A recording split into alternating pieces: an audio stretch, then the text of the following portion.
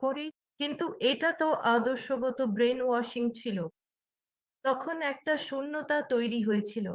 সেখানে সঠিকভাবে দেখিয়ে একটা আদর্শকে প্রবেশ করানো হয়েছে। তাই সেটাকে মুছে ফেলার জন্য তার থেকেও ভালো, তার থেকেও শ্রেষ্ঠ আদর্শের কি বলবো অধ্যজন হওয়া উচিত ছিল। কিন্তু আমার জন্য হিন্দু ধর্ম পড়ার কোনো সুযোগ ছিল না। তখন আমি ইসলামের সম্পর্কে শিখতাম। তখন আমি গুগলে আমার নিজের চেষ্টায় পড়ার চেষ্টা করছিলাম।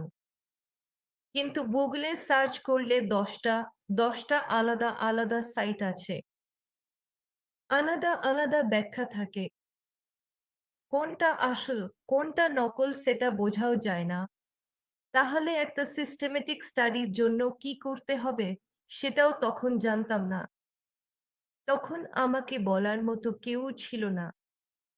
এইভাবেই আমাকে এর্নাকুলামের বিশ্ব হিন্দু পরিষদের অফিসে নিয়ে গিয়েছিল ডিব্রেন ওয়াশিং করার জন্য। কিন্তু সেখানে একজন ব্যবসায়ী, তিনি আশাবিদ্যা সমাজম এবং আচার্য শ্রী কে আর মনোজ জি সম্পর্কে, আমাদের গুরুদেব জি সম্পর্কে বলেছিলেন।